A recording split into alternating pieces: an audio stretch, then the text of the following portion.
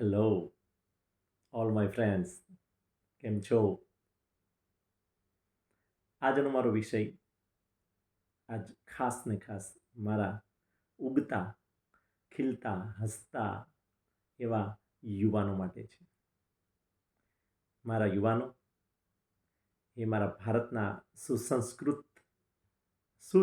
કહું છું, સંસ્કૃતિને ભરેલા નાગરિકો એટલે કે મારા યુવાનો. તમે તમારા લાઈફની અંદર ખૂબ જ સુખી થવું હોય તો એના માટે તમે તમારા સંસ્કારને ક્યારેય ભૂલી ન જતા કે આપણે ભારતના નાગરિકો છીએ.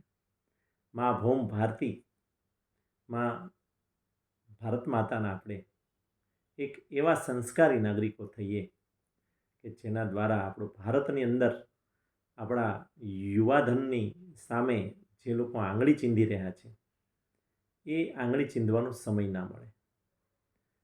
યુવાનોની અંદર અત્યારે સૌથી જો મોટામાં મોટી સમસ્યા હોય તો એ છે ફેશન. ફેશન એ એટલી બધી હદે આગળ નીકળી ગઈ છે કે ભાઈ બાજુવાળાએ પેલો ફોન લીધો તો મારે લેવાનો છે, બાજુવાળાએ પેલું જીન્સ લીધું તો મારે લેવાનું, બાજુવાળાએ પેલી બાઇક લીધી તો મારે લેવાની. એટલે ભાઈ એની પરિસ્થિતિ પ્રમાણે લે છે. આપણે આપણી પરિસ્થિતિ પ્રમાણે, આપણા કુટુંબની પરિસ્થિતિ પ્રમાણે, આપણી પોતાની આવક પ્રમાણે આપણે જીવવું જોઈએ. ક્યારે પણ દેખાદેખી કરવી જોઈએ નહીં. હંમેશા કોઈ વસ્તુમાંથી આનંદ મળતો નથી. આનંદ આપણા અંદરથી મળે છે.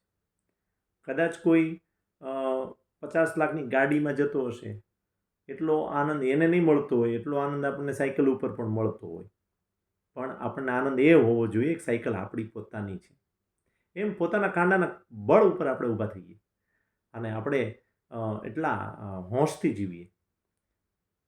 ક્યારેય ફેશન પાછળ, દેખાદેખી પાછળ પૈસા વેડફવા જોઈએ નહીં. આપણી આવશ્યકતા માટે આપણે કાંઈ કરીએ તો બરાબર છે, નહીં સમાજની સાથે રહીએ એમાં ના નથી. પણ આપણે કોઈની પાછળ એમ કહેવાય કે ભાઈ બાજુવાળાનું જોઈને આપણે કાંઈ બાજુવાળાનો બંગલો જોઈને આપણે આપણું ઝૂંપડું બાળી ના નખાય. એટલે કે આપણે કોઈની પાછળ ટીંગાઈ ના જવાય. બીજું છે વ્યસન. યુવાનો, વ્યસન છે ને એ તમને તમારી યુવાનીને ઘડપણમાં ફેરવી નાખશે. યુવાનોને બહુ વ્યસન છે, ઘણાને ઘણા વ્યસનો છે. મારે અહીંયા બોલવું નથી, કારણ કે સંસ્કૃત યુવાન, સુસંસ્કૃત યુવાન છે એ ક્યારેય વ્યસનમાં ફસાય જ નહીં. ન ખાવાનું ખાવાનું, ન પીવાનું પીવાનું, આ બધું બહુ દુઃખની બાબત છે તમારા કુટુંબ માટે પણ. પરંતુ યુવાનો, તમે ખૂબ આગળ વધો ત્યારે વ્યસનને છોડજો. તમાકુ પાછળ કેટલા બધા અટાણે ઘેલા બન્યા છે, આ બધી વ્યસન જ છે.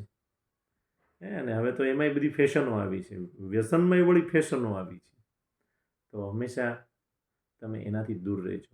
ભગવાને ઘણું બધું ખાવાનું આપ્યું છે, તો એ સારી સારી વસ્તુ, સારા ફ્રૂટ્સ છે, આપણે સુંદર મજાનું ઘણું બધું એવું ઈશ્વરે પ્રકૃતિમાં મૂક્યું છે, એનો ઉપયોગ કરો. સારું ખાશો તો સારું જીવશો, સારું તમારું સ્વાસ્થ્ય રહેશે.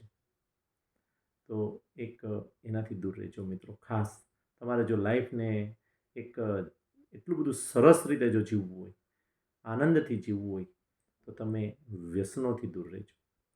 હવે નંબર 3 છે ફેશન, પહેલું, પછી વ્યસન, અને હજી એક વસ્તુથી આપણે દૂર રહીએ છીએ, એ છે શ્રમ.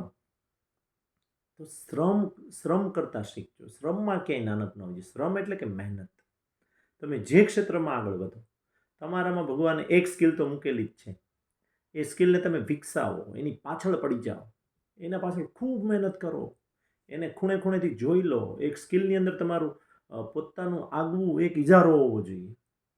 પછી એ તમારી સ્કિલ કોઈ સંગીતની હોય, કોઈ ચિત્રની હોય, પેઇન્ટિંગની હોય, કોઈ કારીગરાઈની હોય, કે કોઈ સેવાકીય હોય, કોઈ ઇન્ટરનેટની હોય, કે કોઈ પણ ક્ષેત્રની હોય.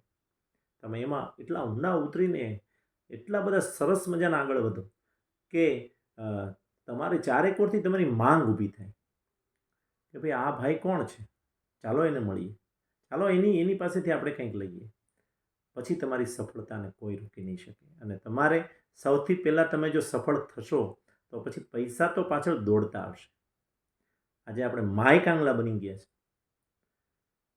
આપણે એમ કહીએ છીએ કે મારું કોઈ નથી, મારી પાસે કાંઈ નથી. અરે ભાઈ, તારા બધા છે ને તારી પાસે બધું છે, પણ તું એકવાર આગળ તો વધ, આગળ તો ચાલતો થા, તારા સ્કિલનો ડેવલપ તો કર, તું ક્યાંક બહાર પગલું તો માંડ, કોઈને મળતો ખરા, બે જણાને પૂછતો ખરા. આપણે તો બસમાં આમ માથે હાથ મૂકીને બેસી ગયા, ભાઈ કશું નથી. અરે ભાઈ, કશું નથી નહીં, બધું છે.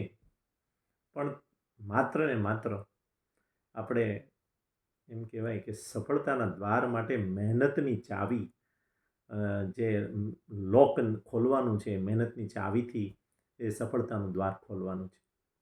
તમે ખૂબ આગળ વધશો, ખૂબ સુખી થશો, તમારો સંસાર ખૂબ આનંદમય બનશે. અને હજારો એવા સક્સેસ સ્ટોરી આપણે જોઈ છે કે જે લોકો પાસે કાંઈ નહોતું એ અત્યારે એમ કહેવાય કે મોટા ઉદ્યોગપતિઓ બની ગયા છે. આપણે ઘણા એવા ઉદાહરણો જોઈએ છીએ. ઘણા લોકો એસએસસીમાં ફેલ હતા અને અત્યારે વર્લ્ડની અંદર એના નામ છે. અહીં અમારે ઉદાહરણો નથી આપવા, કેમ કે તમે બધા બહુ બધું સાંભળી લીધું છે. એટલે તમારા જીવનની અંદર એક મહેનત કરો અને ફેશન વ્યસનથી દૂર રહો, એટલે તમારી જિંદગીને એટલી બધી ઉત્કૃષ્ટ બનાવો, હાઇલાઇટ, આમ એટલી બધી હાયર બનાવો. અને હંમેશા વિચારો કોઈ દી એવા નહીં કરવાના. હતાશાના વિચારો છોડી દો. હતાશ બનવાનું જ નથી. હતાશાને ખંખેરી નાખો ભાઈ, આનંદથી જીવો. અરે હું કહું, અડધો રોટલો ખાતો હોય એ માણસ જો સુખેથી જીવતો હોય, જે 100 ગ્રામ તેલ, 100 ગ્રામ ખાંડ અને 50 ગ્રામ ચા લાવી અને 3 ટમેટા અને 20 ગ્રામ ગુવાર લઈ આવતો હોય જે માણસ, અને સાંજે સરસ મજાનું જમવાનું બનાવીને ખાતો હોય અને એ જો આનંદમાં રહેતો હોય તો આપણને ભગવાન કેટલું આપ્યું. તમે આનંદથી જીવતા શીખો, સ્કિલ, મહેનત કરો. શું નથી મળવાનું આ દુનિયામાં? અત્યારે શા માટે થાવ છો? આનંદથી જીવો, ઉલ્લાસથી જીવો, મહેનત કરો, ખૂબ મહેનત કરો, તમારું એક મસ્ત મજાનું સર્કલ બનાવો, ઉલ્લાસથી જીવો. તમે સક્સેસ, આજના મારા યુવાનો, તમે સક્સેસ તરફ તમે આગળ વધો, સફળતા તમારા પગ ચૂમશે. બસ આટલા સંદેશા સાથે આજની વાત પણ પૂર્ણ કરો. આવજો. હર હર મહાદેવ.